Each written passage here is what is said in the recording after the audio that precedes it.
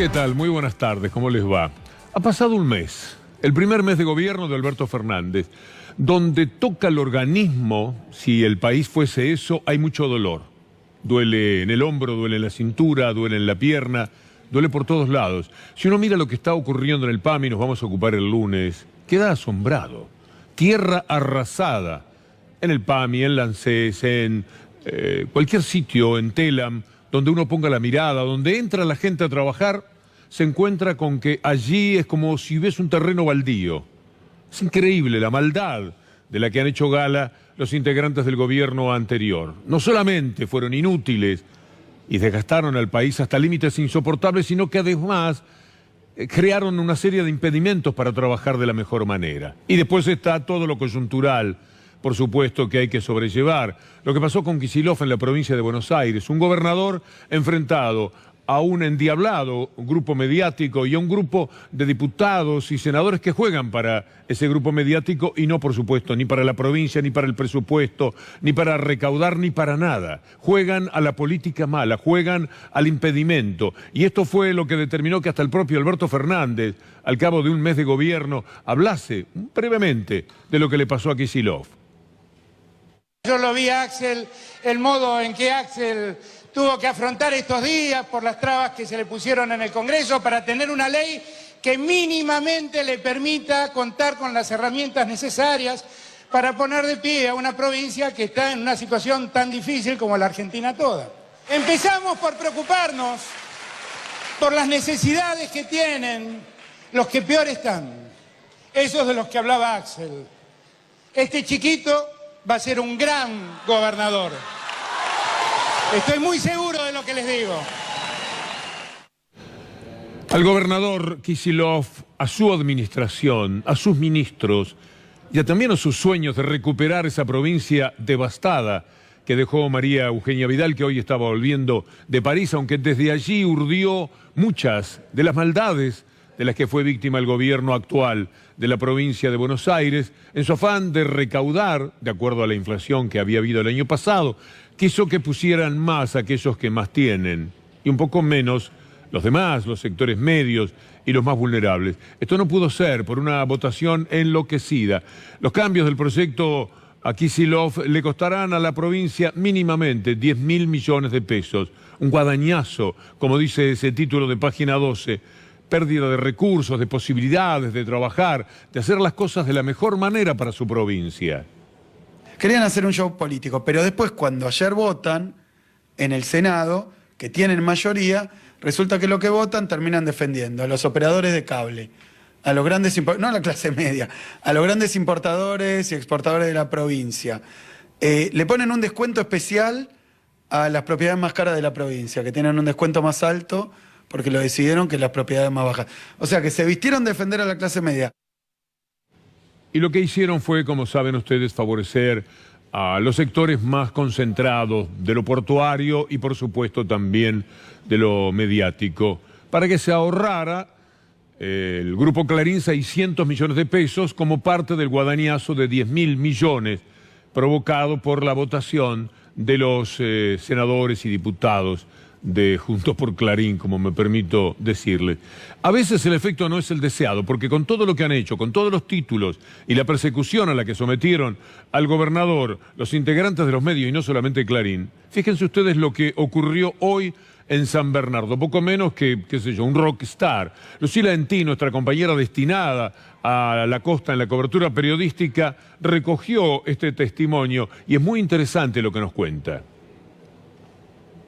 Hoy estuvo Axel Kicillof en el partido de la costa, precisamente en San Bernardo, porque venía a presentar la temporada 2020 y fue impresionante la postal que brindó su visita. Mucha gente que se acercó para darle besos, abrazos, poder sacarse una selfie. A cada paso lo iban frenando. Lo más impresionante fue cuando después de la conferencia bajó a la playa, estuvo en contacto con todos los que se iban acercando. Era una multitud en ese momento y la verdad que lo apretaban, lo besaban, lo abrazaban, él se dejaba y de esa forma fue recibido, se fue muy contento por ese recibimiento, casi que parecía un rockstar. De esa manera se vivió la visita de Axel Kicillof aquí en San Bernardo. Lucila, muchísimas gracias. Había tomado la expresión rockstar justamente de lo que habíamos hablado previamente, cuando había quedado nuestra compañera bastante asombrada de lo que allí sucedía. El efecto contrario a veces se da. Tanto castigarlo y está tan claro quién es el que lucha por el bien y contra quiénes tiene que luchar, que al fin de cuentas lo que sucedió en San Bernardo posiblemente sea una consecuencia también de lo que se ha sabido en estas horas. La lucha apasionada, sin pedir ni dar cuartel en función de buscar lo mejor para la provincia del gobernador, y aquella forma de oponerse que solivianta, que provoca mucha angustia por otra parte, y me parece que lo que sucedió hoy en San Bernardo y lo que pasa siempre con Kicillof por donde anda es una demostración de que todavía, y por suerte, aquellos ataques furibundos, furiosos que le lanzan particularmente desde Clarín y Nación, que toda la vida la han tenido con él y provocaron aquello tan disgustante, por ejemplo, del buquebús, pese a eso, Axel Kicillof ha conseguido que al cabo del primer mes de gobierno pueda pasearse poco menos como los toreros a la salida de la plaza cuando han hecho una gran faena. Y por cierto la hizo, porque luchó por un presupuesto, por una posibilidad, por una ley impositiva que le dé a su provincia mejores posibilidades, por supuesto. Quedó muy lejos de lo que deseaba, justamente por todas las piedras que le pusieron en el camino. Como por ejemplo, estas de las que gozaba un personaje que reaparece de vez en cuando y uno dice, ¿de dónde salió? Me contaron que Elisa Carrió había estado hablando de este tema y francamente no recordaba algo de Carrió en los últimos tiempos, pero veamos qué tiene para decir de interesante.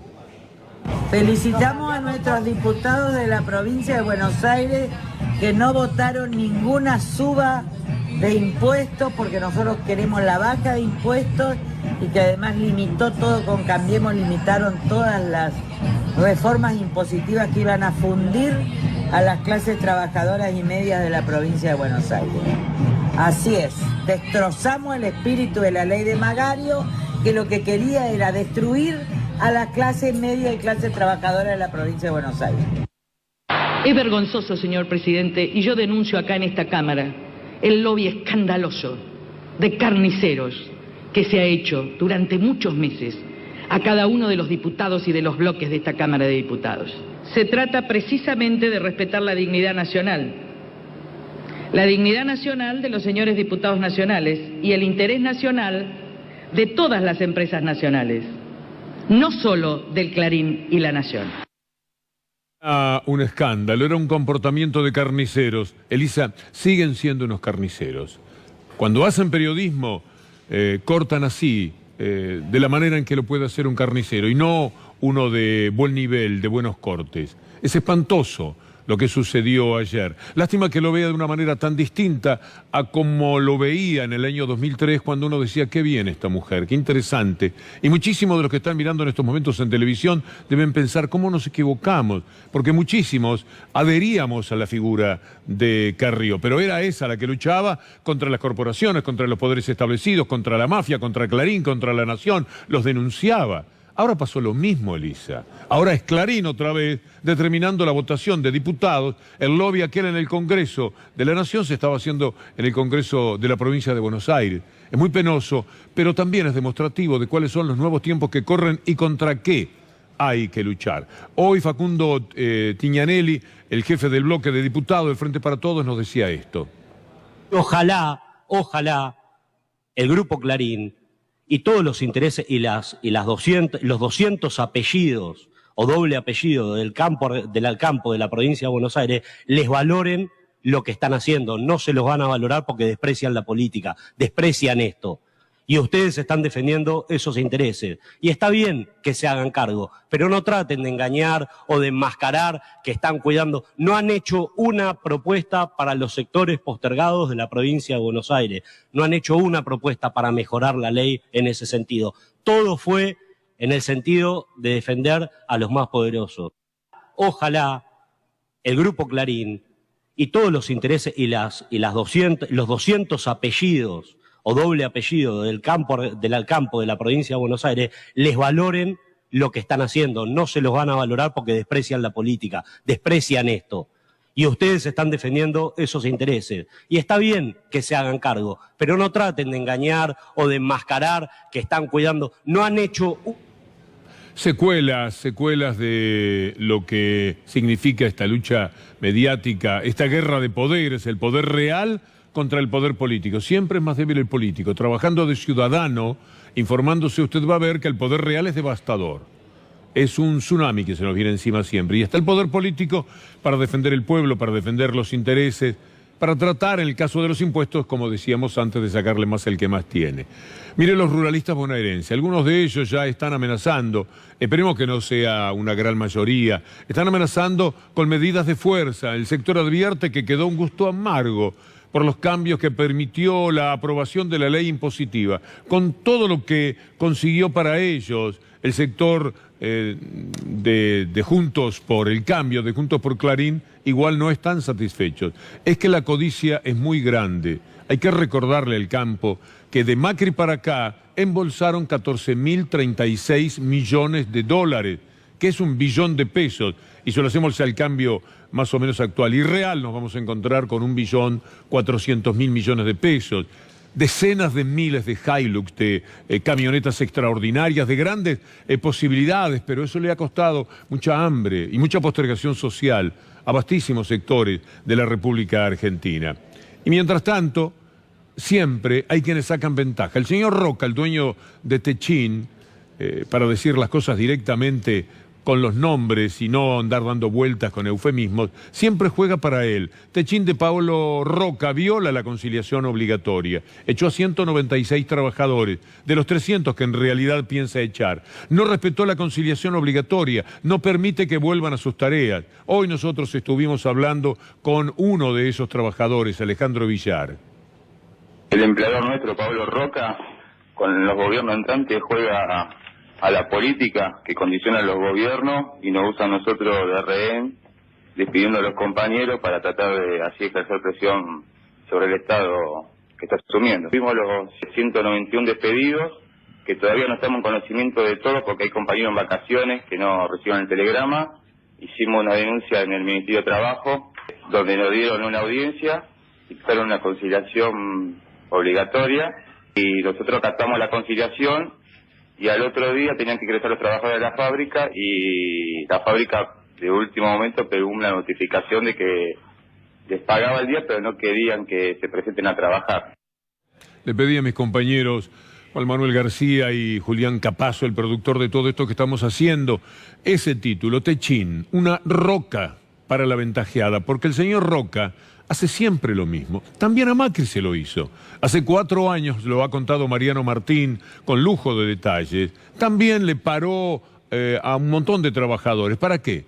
Para que los trabajadores salgan a protestar y el gobierno tenga que ir. ¿Qué es lo que pasa, señor Roca? Bueno, mire, el problema que tengo es tal y cual. Y saca una ventaja. Le saca al gobierno algo que pretendía y el gobierno, el que sea en ese caso, en el afán de cuidar un poco más el trabajo, tiene que ceder. Por lo menos esto es lo que intenta una vez más Roca, es decir, una ventajeada de tanto. Pero hay que cuidar el trabajo de los argentinos, por supuesto. Aquí vivimos, aquí pagamos nuestro tributo, aquí soñamos, aquí llevamos nuestra vida adelante. Pues entonces 45 millones de personas merecen que los que están en condiciones de trabajar lo puedan hacer. Hay que recuperar el trabajo. Y uno de los caminos es que haya un control a las importaciones, no salirse de todo lo que implica importar, pero por lo menos poner algunos diques de contención a lo que es un viva la pepa, como estaba ocurriendo en los tiempos del neoliberalismo a cargo de Macri. En el 2012 yo recuerdo palabras muy interesantes, casi apasionadas, de Cristina Fernández de Kirchner respecto a lo que importa trabajar con la sustitución de las importaciones, en vez de que las cosas sean al revés. Estamos decididos a seguir sustituyendo importaciones, pese a las críticas que nos hacen interesadas y algunos que solamente vivieron importando cosas, que se transformen y que inviertan para que esas cosas puedan hacerse en el país y generen trabajo para los argentinos. Por eso no les pedimos que dejen de ganar plata, los empresarios tienen que ganar plata. Simplemente les pedimos que inviertan en el país para sustituir importaciones, que es generar trabajo para los argentinos. Siempre fue simple, pero siempre fue la pelea. Esto es lo que los sectores concentrados siempre quieren. Es natural que para alguien que importa, pone unos papeles, hace unos llamados por teléfono, unos mails, compra lo que le parezca necesario, lo trae y después algunas personas lo venden. Pero todo ese trabajo que viene en los containers fue hecho fuera del país, fue hecho por otros obreros. Y aquí, mientras tanto, se han quedado sin trabajo cientos de miles de personas. Es una cuestión de modelo, de criterio. Es fácil entendernos en este sentido. Me parece que la discusión es imposible. ¿Qué es mejor para la Argentina? ¿Trabajar aquí, dar oportunidades a los obreros, generar consumo aquí con lo que ganan los obreros, generar recaudación para pagar las jubilaciones? ¿O permitir que el obrero de Corea, de Brasil, el de donde sea aquel que esté ganando gracias a lo que se pueda comprar en la República Argentina? Me parece que no hay demasiado camino a recorrer cuando hacemos este tipo de planteos y vamos siempre a las políticas públicas. ¿Cuáles han sido las políticas públicas del primer mes, las que podemos resaltar de Alberto Fernández? ¿Y cómo no compararla? No se puede hablar ni del tiempo sin comparar. Las comparaciones dicen que son odiosas. Bueno, serán odiosas porque mire usted lo que ha ocurrido en los tiempos de Alberto. Había otras dos placas que comparaba una con otra más temprano, pero vamos con esta. Derechos de exportación. Se eliminó el tope del derecho de exportación, bono para jubilados, los 5.000, sigamos con algunas de las medidas que tomó Alberto. El IVA se reemplazó, la rebaja a 0 de la alicuota a alimentos básicos, la asignación universal por hijo, 2.000 pesos en diciembre, el dólar solidario que se estableció por un plazo de hasta 5 años, el control de cambios, se mantiene la restricción del límite de 200 mensuales que había impuesto Macri, porque de otra manera no hay. Si lo hizo Macri, si lo hizo la ortodoxia económica, imagínense aquellos que quieren un dólar que le permita a los que dan trabajo, a las pymes, comprar los insumos, tarifas de servicios públicos congeladas por 180 días, un plan de regularización de deudas tributarias vencidas al 30 de noviembre hasta en 120 cuotas para las pymes, un poco de oxígeno para los que dan trabajo. Las pymes dan el 70% del trabajo privado en la República Argentina, el impuesto a la renta financiera. Estas son algunas de las principales medidas de Alberto Fernández en este tiempo. El impuesto al cheque, el FMI, bueno, se está negociando, pero me parece que va a haber buena muñeca, porque el propio Fondo Monetario Internacional, que salió ahí a felicitar, a mí no me importa demasiado, al gobierno, porque también felicitaba a Macri. ¿Sabe cuándo felicitaba a Macri? Hace 6 meses. Son una banda de delincuentes internacionales. Nunca los vea de otra manera, pero si este gobierno, que tiene unas políticas públicas completamente distintas al otro, lo intentó, lo felicitó de esta manera, bueno, bienvenido sea. Cuando los malos juegan a favor, también sirven, y los malos son el Fondo Monetario, que juega a favor diciendo que vamos bien. Bueno, muchas gracias, pero estemos siempre atentos a lo que hacen. Un mes con Macri, un mes con Alberto. ¿Quiere mirar esta pantalla? Muy rápidamente, entrémosle todo lo que sea posible. Macri eliminó las retenciones, liberó el cepo y devaluó, licuó salarios por devaluación, redujo subsidios y dolarizó tarifas. Alberto Fernández actualizó las retenciones, impuesto al dólar, aumento de salarios y jubilaciones y congeló el tarifazo. Me parece que hay ciertas diferencias. También habrá que establecerlas en el futuro en otros rubros, en otros ítems de la vida nacional. Por ejemplo, en la justicia. Ha sido tal el estropicio cometido en Comodoro Pi por el gobierno y por los medios de comunicación que lo que va a haber a continuación no se puede creer. Mire, Raúl Colman lo titulaba muy bien en Página, una causa basada en un peritaje trucho y un falso abogado. Está hablando de la causa de gas licuado. Y mire esto, en el inicio había 25 imputados, incluida por supuesto la única que quieren, que era Cristina Fernández de Kirchner. Hablaban de una defraudación de 7.000 millones de dólares. Pero se derrumbó por todas las irregularidades y las mentiras, desde la actuación de un perito que plagió su informe hasta la declaración de Marcelo D'Alessio, que usted bien sabe quién es. Terminó incluyendo a 5 de los 25, no ponen a CFK porque si va a juicio oral lo que van a hacer es correr nuevamente la posibilidad de estar avergonzados, y estaba también allí lo de el perito Cohen. Mire, la elevación a juicio de la causa por la compra de gas natural es una pintura de las andanzas de la coalición judicial, política, mediática. Al principio, como les decía, había 25. La acusación tenía el objetivo principal en Cristina Fernández. en la imputación original, fogoneada por el perito trucho David Cohen y el abogado trucho, que no era abogado, Marcelo D'Alessio, se habló de una defraudación de 7.000 millones de dólares, pero ahora quedan en 124 millones. No tienen vergüenza, escúchelo a Horacio Berbisky. D'Alessio, ustedes recuerdan que cuando se cayó el peritaje de Daniel Cohen en la causa del gas natural, David Cohen, del gas natural licuado, lo llamaron de urgencia a D'Alessio para que él diera un testimonio como identidad reservada en la causa y que eso permitiera no tener que dejar en libertad de Vido y Barata, sino por el contrario, reforzar la prisión preventiva de Vido y Barata y citar además a la expresidenta Cristina Fernández de Kirchner. Ahora, el testimonio de D'Alessio no se conoce. Bueno, yo he conseguido algunas fojas del testimonio de D'Alessio. Es muy impresionante. Es muy impresionante, pero es una parte un poco más conocida.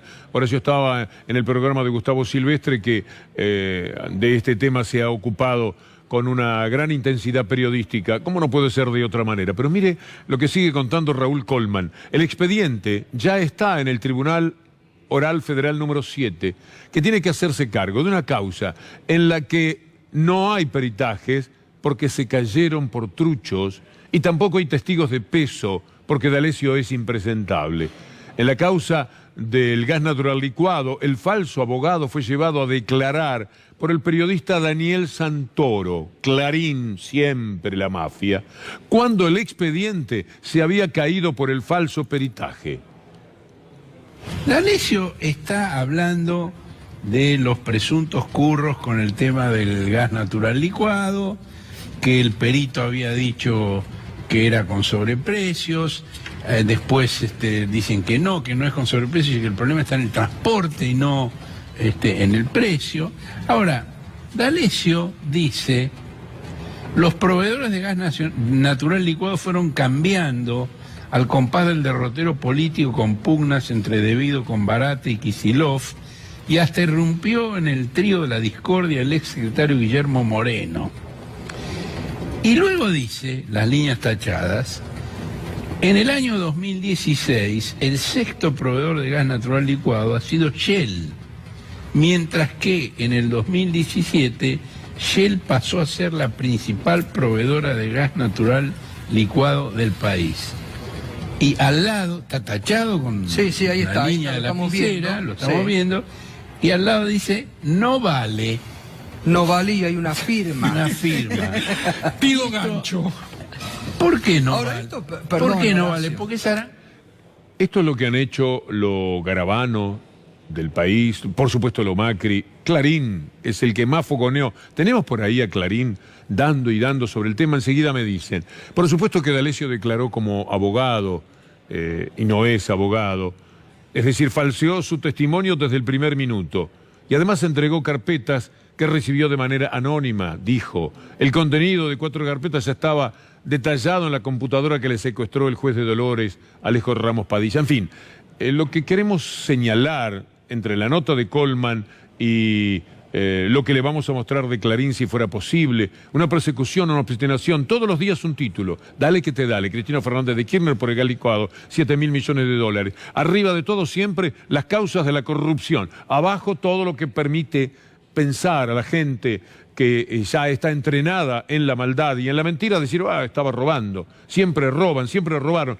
Esta es una de las tantas mentiras que ha caído en pedazos en los últimos tiempos, en la medida en que cuando avanzan se encuentran con que no tienen nada en lo jurídico y algún día ellos piensan que tienen que rendir explicaciones ante la propia justicia, ante sus propios pares.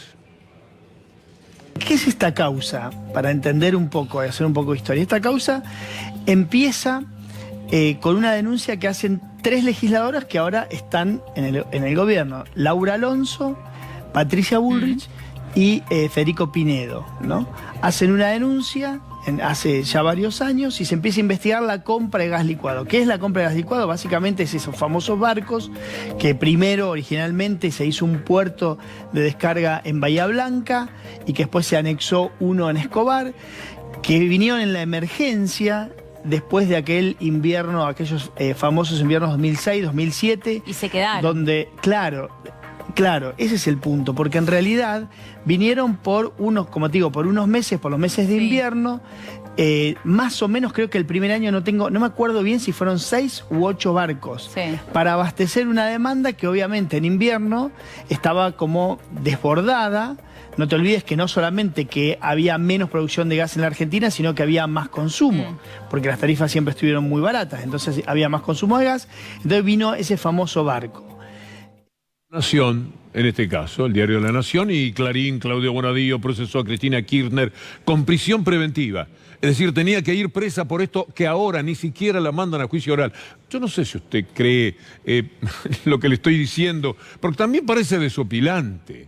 Es muy ridículo lo que les ha sucedido. Volvamos al título, que se vea lo que han hecho. De esto, si usted busca, ponga Clarín, Cristina Fernández de Kirchner, gas licuado, va a encontrar, pero no se imagina cuánto, una literatura, una biblioteca especial dedicada a este tema de ese enorme cachafaz de la justicia que es Claudio Bonadío, con Stornelli, con el diario La Nación, con ese periodista. Sabe que esta causa es la que movía la causa Cuadernos y Cristina Kirchner tenía que ir presa, prisión preventiva pedía, por la compra de gas licuado. Y ahora, entienda usted, a la causa tenía que ir 25, van 5. Era por 7.000 millones, ahora es por 124, porque encontraron, aunque sea algo, no hay nada, no es ni por 124, no es por un solo dólar, no es por nada. Y por esta causa, que Cristina pudo ir presa, debido y barata, fueron presos. Y estuvieron ahí más de un año, 2 años, es atroz lo que han hecho.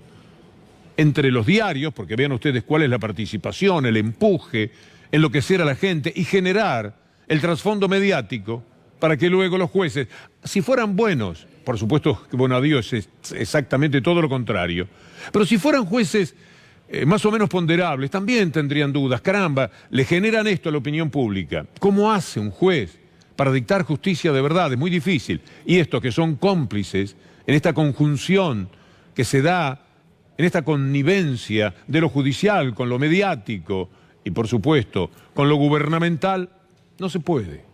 Esto es verdaderamente inadmisible. Usted se preguntará cómo lo han hecho alguna vez, cómo nos pasó Macri, le digo siempre. ¿Cómo nos pasa Clarín? Y nos pasa porque no estamos atentos, porque no siempre trabajamos de ciudadano, porque hay que prestar atención a todas estas mentiras. ¿Cuánto hace que mienten de una manera desenfrenada, enloquecida y por sus intereses? Póngale las discrepancias ideológicas que usted pudo haber tenido, pero este periodismo de guerra, este periodismo basura, este periodismo para robarse todo, es de estos años, ley de medios para acá. Ahí fueron enloqueciendo y cada día están peor. Cada día dicen cualquier cosa. Hoy estaban otra vez jugando con el tema Nisman diciendo, pero caramba, denuncia a la presidenta y aparece muerto. ¿Quién lo puede haber matado si no la presidenta? Esto estaban diciendo hoy en una radio del Grupo Clarín y periodistas que han tenido su nombre o que lo tienen todavía. Es muy miserable lo que sucede. Hoy apareció un señor Rabani, acusado por el tema de la AMIA, acusado sin pruebas, porque cada día queda más claro que las pruebas contra los iraníes no existen, no están sobre la mesa. Pero póngale que pudiera ser efectivamente, uno nunca sabe hasta dónde pueden llegar este tipo de maldades y qué caminos pueden recorrer. Lo que siempre supimos de Irán es que es un deseo de Israel y de Estados Unidos de condenar a Irán. Y como decía hoy Pablo Dugan, en el primer momento, cuando todavía no se sabía cuántas personas habían muerto en AMIA, ya estaban diciendo Estados Unidos e Israel que se trataba de Irán. Después recorrimos ese camino, adiós pista siria, nunca más se habló de esto, apareció Nisman, al que le tomaban el pelo los propios periodistas que ahora están en Clarín, pero los que estaban en otros medios, y que lo consideraban un delirante, un mentiroso, año por año, en cada vez que se presentaba en esta causa. Aparece Rabani y dice un disparate más, que a Nisman lo mataron aquellos que se daban cuenta que como no tenía pruebas iba a ser un papelón. Es el mismo disparate. Clarín dice que lo mataron porque tenía unas pruebas tremendas, que nunca aparecieron, por supuesto. El señor Rabani dice que lo mataron porque no tenía pruebas. Se suicidó de una manera que está, por supuesto, y por cierto y por suerte, cada día más claro. Sin embargo, hasta el día de hoy dicen, no, pero si denunció a la presidenta y aparece muerto, seguro que lo mató la presidenta. Es el único razonamiento que se permiten. Burdo, tonto, estúpido. Pero como le hablan a gente a la que no le tienen respeto, ellos creen que todavía les da resultado. Julián, qué gusto. ¿Cómo estás, Víctor Hugo? Bien. Bueno, ¿cuántos aspectos de la vida cotidiana que tratás en 30 minutos y la verdad que muy notable? Me quedo con estos 30 días de mandato de Alberto Fernández y sobre todo con la impronta que vos le ponés, donde estás marcando que hay una política progresista, ¿no? Que es el gran cambio. Hay una idea de tener a la gente adentro, como suele decirse. Gracias, Julián. Gracias a vos, Víctor Hugo. Hacemos una pequeña pausa y ya regresamos.